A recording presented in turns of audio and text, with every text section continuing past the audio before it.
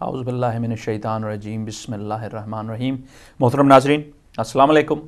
آپ کا میزبان احمد عباس زیدی پروگرام شرعی مسائل لے کے ایک بار پھر آپ کی خدمت میں حاضر ہے۔ ہمیشہ کی طرح ہمارے ساتھ ہمارے مہمان مولانا فدا حسین بخاری صاحب تشریف فرمائیں، میں ان کو خوش آمدید کہتا ہوں۔ محترم ناظرین، اس سے پہلے کہ پروگرام کا آغاز کیا جائے، میں سب سے پہلے اپنی طرف سے، قبلہ کی طرف سے اور تمام ہدایت ٹی وی کے اسٹاف کی طرف سے امام زمانہ کی خدمت میں اور تمام مومنین و مومنات کی خدمت میں امام پنجم امام محمد باقر علیہ السلام کی شہادت کے حوالے سے تعزیت پیش کرتا ہوں، اور قبلہ سے بھی گزارش کروں گا انشاءاللہ کہ ان کے حوالے سے بھی، شہادت کے حوالے سے اور ان کی ولادت کے حوالے سے بھی تھوڑی سی گفتگو کی جائے۔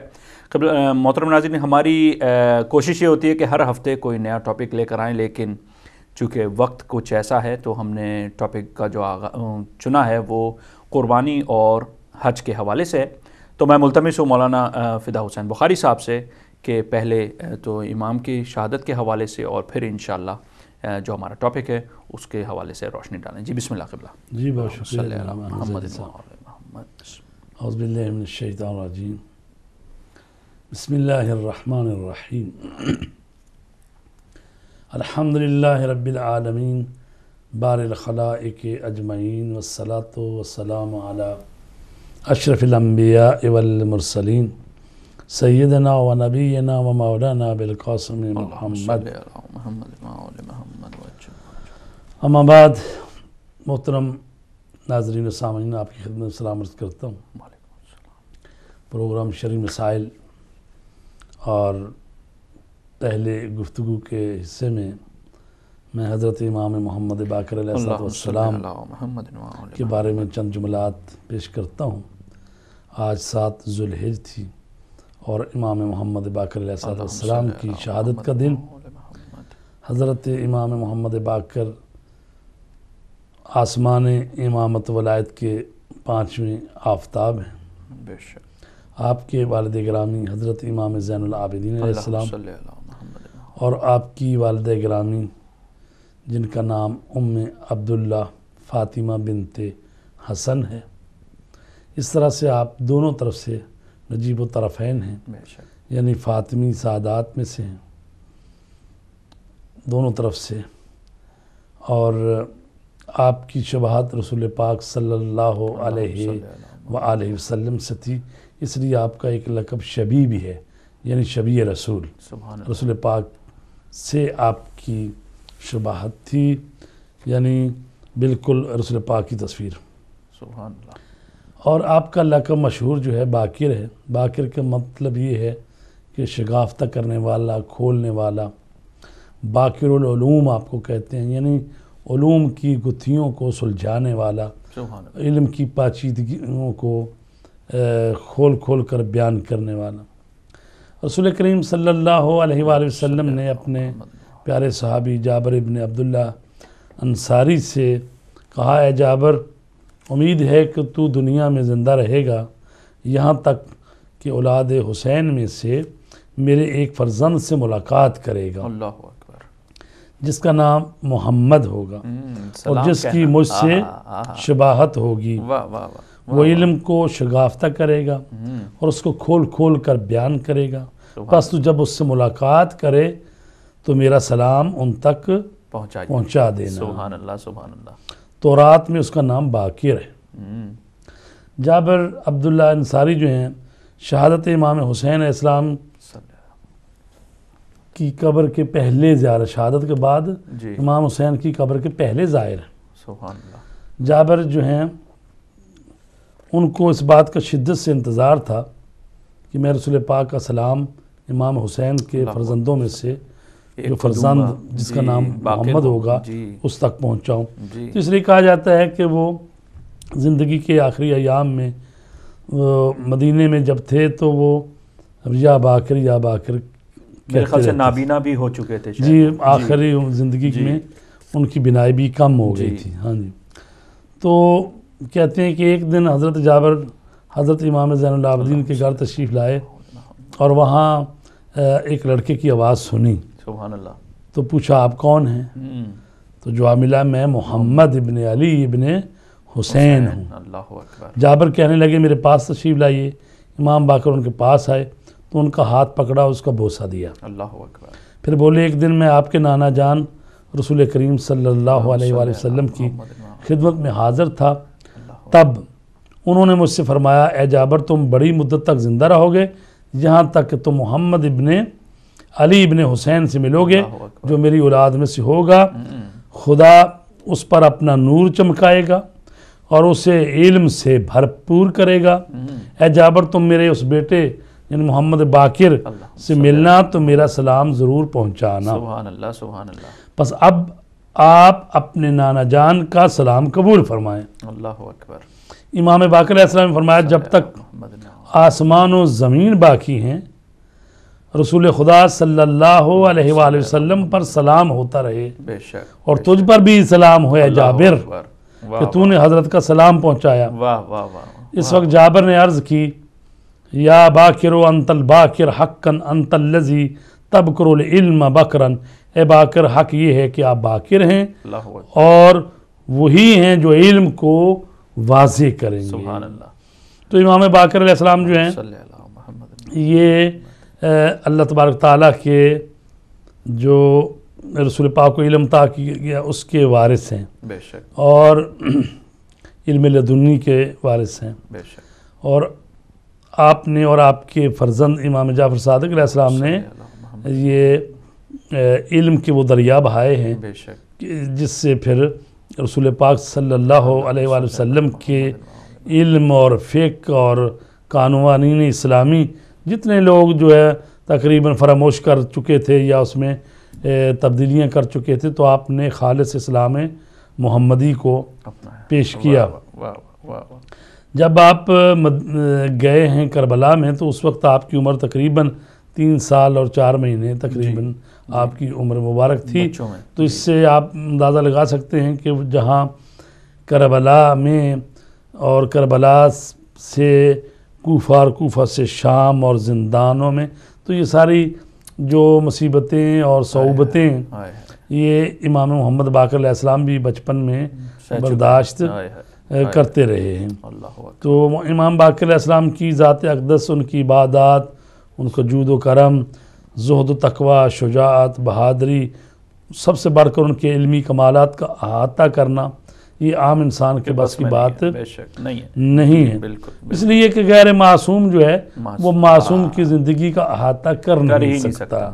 جی یہ ہو ہی نہیں سکتا کہ کما حق ہو وہ ان کی زندگی کو ان کو بیان کر سکے یا بیان کر سکے۔ جی تو لہٰذا آپ اندازہ لگائیں کہ خود ان ہستیوں کے جو شاگرد تھے آخر ان کو سمجھنا مشکل ہے، یعنی ان میں جابر ابن یزید جوفی ہیں جو آپ کے ممتاز شاگردوں میں سے ہیں، عظیم محدث تھے، مجتہد تھے۔ وہ خود فرماتے ہیں کہ میں نے امام سے 70,000 حدیثیں میں نے حاصل کی، اور ایک دفعہ میں نے کہا کہ مولا اتنا علم اور اتنے اسرار آپ نے مجھے دے دیے ہیں، اب تو اس کو آگے منتقل کرنے کے لیے لوگ نہیں ملتے جن کو میں یہ باتیں اور یہ علم اور یہ تعلیم دے سکوں۔ تو اس کی وجہ سے میرا سینہ جو ہے نا وہ سنگین ہو رہا ہے، بوجھ ہے میرے پر۔ تو آپ نے فرمایا کہ ایسا کر صحرا کی طرف چلا جا، وہاں گودال کھود کر وہاں ہماری حدیثیں بیان کر۔ اللہ اکبر۔ تو اس سے آپ اندازہ لگا سکتے ہیں کہ ان کے شاگردوں کے پاس اتنا علم تھا کہ دنیا اس کو بھی لینے کے لیے تیار نہیں تھی یا متحمل نہیں تھی۔ تو ایک حدیث بیان کر کے تو ہم دوسرے ٹاپک کی طرف آتے ہیں۔ بسم اللہ۔ تو امام نے فرمایا اور بہترین حدیث ہے اور ہمارے شیعوں کے لیے بھی کیا کہیں درس ہے، اس میں پیغام۔ بے شک بے شک۔ فرمایا جب جابر جانے لگے ہیں نا، امام سے رخصت ہو کر کوفے جانے لگے تو کہا یا جابر بلغ شیعتی انی السلام، اے جابر میرے شیعوں کو میری طرف سے سلام دینا۔ اللہ اکبر۔ وَأَعْلِمْهُ أَنَّهُ لَا قَرَابَةَ بَيْنَنَا وَبَيْنَ اللَّهِ عَزَّ وَجَلَّ، اور ان کو یہ بتا دینا، اعلمہ انہیں سکھا دینا، بتا دینا، أَنَّهُ لَا قَرَابَةَ بَيْنَنَا وَبَيْنَ اللَّهِ عَزَّ وَجَلَّ، کہ اللہ اور ہمارے نزدیک رشتہ داری نہیں ہے۔ اللہ اکبر۔ وَلَا يُتَقَرَّبُ إِلَيْهِ إِلَّا بِالطَّاعَةِ، اللہ سے جو بھی قریب ہوتا ہے قرب حاصل کرتا ہے اس کی اطاعت سے کرتا ہے. بے شک. تو یعنی ہم نے جو قرب اللہ سے حاصل کیا ہوا ہے اللہ کی اطاعت اور بندگی میں یہ قرب حاصل ہوا ہے. یہ نہیں ہے کہ کوئی اللہ کا رشتہ دار ہو کہ وہ تو کہہ ہی رہا ہے قل هو اللہ احد اللہ الصمد لم یلد ولم یولد. اللہ جو ہے بے نیاز ہے اور نہ اس نے کسی کو جنم دیا ہے نہ وہ خود جنم دیا گیا ہے نہ وہ باپ ہے نہ بیٹا ہے. تو لہٰذا یہ رشتہ داریاں تو وہاں ہے نہیں. تو اللہ کے نزدیک جو بھی قرب کی منزلوں میں آیا ہے اس نے اطاعت اور بندگی سے ہی آیا ہے. بے شک بے شک. فرماتے ہیں یا جابر من عطا اللہ و احبنا فہو ولینا، جو اللہ کا مطیع ہو اور ہم سے محبت رکھتا ہو فہو ولینا تو وہ ہمارا دوست ہے. بے شک. بس دو چیزیں پائی جاتی ہیں، ایک اللہ کی اطاعت ایک ہماری محبت. بے شک. سبحان اللہ سبحان اللہ. کوئی کہے کہ جی میں اللہ کی اطاعت تو ہے تو اہل بیت کی محبت نہ ہو پھر بھی بیڑا پار نہیں ہوتا. اور اگر کوئی کہے جی میں اہل بیت سے محبت تو رکھتا ہوں لیکن جو اللہ کا فرمان نماز روزہ اور باقی چیزیں میں اس میں اطاعت نہیں کرتا تو یہ امام فرما رہے ہیں کہ اللہ سے ہماری رشتہ داری نہیں ہے. تو وَمَنْ أَصَلَّ لَمْ يَنْفَعُ حُبُّنَا، یعنی جو اللہ کی معصیت کرتا ہے تو پھر ہماری خالی محبت جو ہے اس کو فائدہ نہیں دے گی جب تک اللہ کی اطاعت بھی ہونی چاہیے ہماری محبت بھی ہونی چاہیے. دونوں چیزیں ساتھ ساتھ. جزاک اللہ. معذرت کے ساتھ قبلہ ایک کالر ہے ان کو شامل کرتے ہیں پروگرام میں. ہیلو السلام علیکم. السلام علیکم. وعلیکم السلام. میری بہن کون بول رہی ہیں کہاں سے؟ لندن سے. جی فرمائیے. جی پہلے سلام پیش کرتی ہوں. وعلیکم السلام. بسم اللہ. یہ میرا چند مسئلہ ہے. جی فرمائیے. قربانی کے بارے میں مجھے پوچھنا ہے کہ دو نیت ہو سکتا ہے قربانی کے لیے، جیسے صدقہ کے طور یعنی ذبیحہ کرنا ہے اور قربانی بھی ساتھ ہے نیت ہو سکتا ہے؟ صدقہ اور قربانی دونوں؟ ہاں یعنی جیسے صحت کے لیے صدقہ کرتے ہیں کبھی قربانی یعنی ایک جانور پہ دونوں نیت ہو سکتا ہے ابھی. جی اگر تو یہ بتائیں کہ یہ جو صدقہ کی بات کر رہی ہیں آپ یہ واجب صدقہ ہے؟ اگر پہلے سے کوئی نیت کی ہو کہ فلاں میرا کام ہو جائے تو پروردگار میں مثلا بکرے کی قربانی دوں گی جی اللہ کی راہ میں بکرا قربان کروں گی جی تو یہ وہ تو پھر علیحدہ سے واجب ہے. نہیں میرا نہیں خیال ہے. وہ کہہ رہی ہیں نہیں ایسا نہیں ہے. اچھا جی میری بہن ایسا تو نہیں ہے کہ آپ نے پہلے سے کوئی نیت کی تھی؟ نہیں. اچھا نہیں ہے. ٹھیک ہے جی ٹھیک ہے. اور کوئی سوال؟ تو پھر کیوں ایسا کرنا چاہتی ہیں؟ صدقہ بھی قربانی آخر کیوں کرنا چاہتی ہیں؟ ہم جب زیارت عاشورہ پڑھتے ہیں تو جیسے اگر ہم بھی چاہتے ہیں یعنی نیت صحت کے لیے اور معاملات کے لیے جی اچھا ٹھیک ہے نیابت کے لیے جی اچھا جی ٹھیک ہے یعنی اس کا اثر کم نہیں ہو جاتا ہے پھر؟ جی اچھا ٹھیک ہے. قبلہ وہ یہ کہہ رہی ہے کہ جیسے روزمرہ کے معاملات ہوتے ہیں اس میں چاہتی ہیں کہ مطلب ایک کام میں دو نیت ہو یا یعنی دگنا ثواب، ایسا ہو سکتا ہے کہ اس میں صدقہ بھی ہو اور قربانی بھی ہو دونوں نیت ہو؟ جی ایسا ہے کہ پہلی بات یہ ہے کہ قربانی کرنا جو ہے نا وہ واجب نہیں ہے. جی اچھا سنت موقدہ ہے. بے شک اگر استطاعت ہے واجب تو قربانی جو ہے ان کے لیے ہوتی ہے جو حج پر گئے ہیں تو وہاں پر انہوں نے قربانی کرنی ہوتی ہے، ان کے لیے واجب ہے جی. اور باقی جو حج پر نہیں گئے اپنے اپنے ملکوں میں ہیں تو ان کے لیے سنت ہے. اور سنت بھی ایسی جس میں بڑی تاکید کی گئی ہے. موقدہ کا معنی یعنی جس میں تاکید زیادہ کی گئی ہے جی. تو اس حساب سے سنت موقدہ ہے. تو اگر آپ اس کو قربانی دیں کہیں تو یہ خود اس کا اپنا اتنا اجر ہے، اس کو صدقہ کیوں کہہ رہے ہیں؟ صحیح بات ہے. یا تو یہ ہو کہ بھئی آدھے پیسے ابھی سال بھر میں مثلا وہ ایسے صدقے کی نیت سے ڈالتے رہے ہیں کسی باکس میں، ٹھیک ہے، کہ اللہ کی راہ میں دے دیں گے کر دیں گے ٹھیک ہے. اور اب آپ کی نیت ہو گئی ہے کہ بھئی قربانی دینی، مثلا 50 پاؤنڈ صندوقڑی سے نکلا ہے ٹھیک ہے جی، آپ نے 50-60 اور ڈالے کہ اس سے قربانی دیں، وہ تو ٹھیک ہے قربانی کا نکال لیں اس سے، لیکن بہرحال اگر صدقہ کسی خاص نیت سے ڈالا تھا یا کسی خاص مقصد کے لیے تو بہتر تو ہے اسی میں لگایا جائے الگ ٹھیک ہے. اور قربانی جو ہے وہ سنت موقدہ اس کو علیحدہ سے دیا جائے. جی اچھا میری بہن امید ہے آپ کو آپ کا جواب ملا ہوگا. قبلہ یہ فرما رہے ہیں کہ اگر آپ کا صدقہ یہ جو آپ کی نیت تھی صدقے کی اگر وہ واجب نہیں تھی تو پھر کر لیں، لیکن یہ کہ اگر واجب تھی تو اس کو الگ کریں اور قربانی کو الگ کیا جائے، کیونکہ جیسے قبلہ نے فرمایا کہ سنت موقدہ ہے یعنی اس میں زیادہ اس سنت کو زیادہ جو ہے وہ کہا گیا ہے کہ اس پہ عمل کیا جائے. تو اگر کہ بات سمجھ میں آ گئی ہے تو کلیئر ہے. بہت شکریہ آپ کی کال.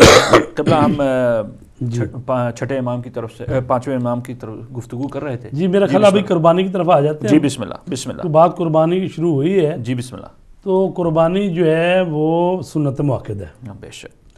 اور یہ قربانی دینا جو ہے حضرت ابراہیم علیہ السلام اور ان کے بیٹے اسماعیل بسم اللہ ان کی یادگار ہے. بسم اللہ بسم اللہ. اور یہ مسلمانوں پر یہ حج کے موقع پر فرض ہے. ویسے ہمارے برادران اہل سنت کے ہاں تو فرض ہی ہے یہ. واجب ہے. جی ٹھیک ہے جی. تو فقہ جعفریہ میں یہ ہے کہ یہ سنت مؤکد ہے اور دینی چاہیے. کوشش کرنی چاہیے جن لوگوں کے پاس مخیر حضرات ہیں جی ان کو دینی چاہیے قربانی. بے شک. اور قربانی دینے سے یہ ہے کہ انسان میں مال میں تک طہارت آتی ہے, خود اس کے نفس میں پاکیزگی پیدا ہوتی ہے. اور یہ قربانیاں اس لیے ہوتی ہیں کہ انسان جو ہے کبھی مال کی قربانی, کبھی اپنے وہ یعنی جانوروں کی قربانی, کبھی وقت کی قربانی, کبھی اور یہ قربانیاں دے دے کر اس نہج پر پہنچ جائے کہ اگر دین اسلام کے لیے اللہ کی راہ میں اس کو اپنی جان بھی قربان کرنی پڑے وہ دریغ نہ کرے. بے شک. تو یہ جذبہ قربانی جو ہے نا وہ کہ اپنی قیمتی ترین چیز یا متاع قربان کی یا چونکہ یہ یاد ہے اس چیز کی کہ حضرت ابراہیم علیہ السلام نے اپنے اولاد بیٹے کو بھی اللہ کی وہ بھی اتنے زمانے بعد جو ہوا. جی سبحان اللہ سبحان اللہ. جو تقریباً 84 سال کے تھے جی اور ظاہر 84 سال کے ہو گئے, بچہ کوئی نہیں ہے. تو بار بار اللہ سے دعائیں کر کر کے یہ بچہ لیا ہے. اللہ. اور اب بچہ یہ 12 سال کا ہو گیا ہے تقریباً. تو ذبح اور ادھر 84 اور 10 94 96 سال کے حضرت ابراہیم ہو گئے اور اب حکم آ گیا اس کو ذبح کر دو. اور یہ معمولی بات تو نہیں تھی نا کہ جو اتنی باپ ایک تو باپ ہی ہو جو نارملی ایج میں باپ بن گیا اس کو اپنے بیٹے کو ذبح کرنا کتنا مشکل کام ہے. نہ کہ جو 84 سال کی عمر میں جا کے اولاد ہو اور پھر 12 سال کی عمر میں اس کو کہا جائے کہ ذبح کیا جائے تو کتنا مشکل. جی جزاک اللہ. تو اس لیے چونکہ حضرت ابراہیم علیہ السلام اللہ کے وہ موحد بندے تھے کہ ان کو توحید کا بنیان گزار بھی کہا جاتا ہے. بے شک بے شک. تو لہٰذا انہوں نے اللہ کی راہ میں تسلیم خلیل اللہ دیا. جی سبحان اللہ. بلکہ دونوں باپ بیٹے ہی تسلیم ہو گئے. قرآن تو کہتا ہے اسلمہ, دونوں ہی تسلیم ہو گئے اللہ کی بارگاہ. اللہ اکبر. بے شک بے شک. مذاق بات نہیں تھی. اس لیے پھر اللہ نے بھی کہا کہ قد صدقت الرؤیا, اللہ اے ابراہیم آپ نے خواب کو سچ کر دکھایا. واہ واہ. تو لہٰذا یہ بڑی بلا تھی, بڑی امتحان تھا یہ جس میں آپ پورے اترے. تو لہٰذا دمبا آ گیا اور حضرت اسماعیل بچ گئے. جی جی. تو اس کی یاد میں یہ قربانی کی جاتی ہے. بے شک. اور حقیقت میں حج جو ہے یہ حج جو ہے حضرت ابراہیم علیہ السلام اور ان کے خاندان کی ہی کہانی کی ہر سال وہ دوبارہ ریپیٹ ہوتی بات کہ دیکھیں یہاں پر حضرت ابراہیم نے خانہ کعبہ بنایا, اس کی دیواروں کو بلند کیا, یہاں طواف کیا, یہاں پر نماز پڑھی, یہ مقام ابراہیم ہے, اس کو مصلی قرار دو. یہاں پر وہ اپنے بیٹے کو لے آئے, یہ مینا ہے, قربان گاہ ہے. یہاں پر انہوں نے قربانی دینے کے لیے آمادہ ہو گئے. یہاں شیطان آیا تو ایک دفعہ آیا, پھر دوسری دفعہ, تیسری دفعہ, تو یہاں ان کو کنکرے مارو یعنی شیطان کو اپنے سے دفع کرو. ٹھیک ہے. یہاں ان کی جو اہلیہ حضرت حاجرہ ہیں انہوں نے اسی اسماعیل کے لیے پانی کی تلاش میں کبھی صفا کبھی مروہ 7 چکر لگائے. تو اب اس معصوم کی جان بچانے کے لیے, اپنے بیٹے کی جان بچانے کے لیے, نبی خدا کی جان بچانے کے لیے اس نے یہ کیا عمل. تو اللہ تبارک تعالیٰ کو اتنا پسند ہے کہ کہا کہ اب آخری نبی بھی آئے تو یہاں پر صحیح کرے اور وہ چند قدم دوڑیں. وہ درمیان میں ایک جگہ بنی ہوئی ہے جہاں سے اس وقت تو یہ پہاڑی کی بلندی پر جاتی صفا پر, پھر نیچے آتی تھی تو نیچے جو آتی تھی تیز تیز قدم چڑھ کے جاتی, پھر پہاڑی چڑھتی, پھر ظاہر پہاڑ چڑھنا مشکل ہوتا ہے. تو وہ جو نیچے والی جگہ تھی نا اس کو وہاں پر بھاگنا ہوتا ہے. تو سب یہ کام کر رہے ہیں. تو یہ کیا ہے, یہ اسی خاندان کی یادگار ہے. بے شک. تو ہم کہیں گے کہ دیکھیں یہ جو حج ہے اس میں وہ جو انسانوں کا امام جس کو بنایا تھا لیڈرشپ کے لیے, وہ جو انسانوں کے لیے نمونہ اور امام بنایا تھا, تو اس کی یادگار کو واجب قرار دے دیا گیا یہ کرنا اور آئیں. اور یہ حج جو ہے انہی ارکان کا نام ہے. بے شک. تو وہ جو قربانی اس سے بھی بڑی ہے وہ اس سے اگلا مہینہ ہے، ٹھیک ہے، اس مہینے سے اگلا مہینہ جو آئے گا وہ اس سے بھی بڑی قربانی کا ہے، لہٰذا یادگار جب اس کی بنا رہے ہیں اور حکم دیا ہوا ہے تو وہ جو اس سے بہت بڑی قربانی ہے، عظیم قربانی، یہاں تو ایک حضرت اسماعیل کی، ہاں تو وہاں پر تو 72 جو ہے نا۔ جی قبلہ اس کو جاری رکھتے ہیں، انشاءاللہ ہمارے ساتھ ایک اور کالر انہیں بھی شامل کرتے ہیں پروگرام میں۔ ہیلو السلام علیکم۔ ہیلو السلام علیکم۔ ہیلو جی السلام علیکم۔ وعلیکم السلام میرے بھائی، کون بول رہے ہیں، کہاں سے؟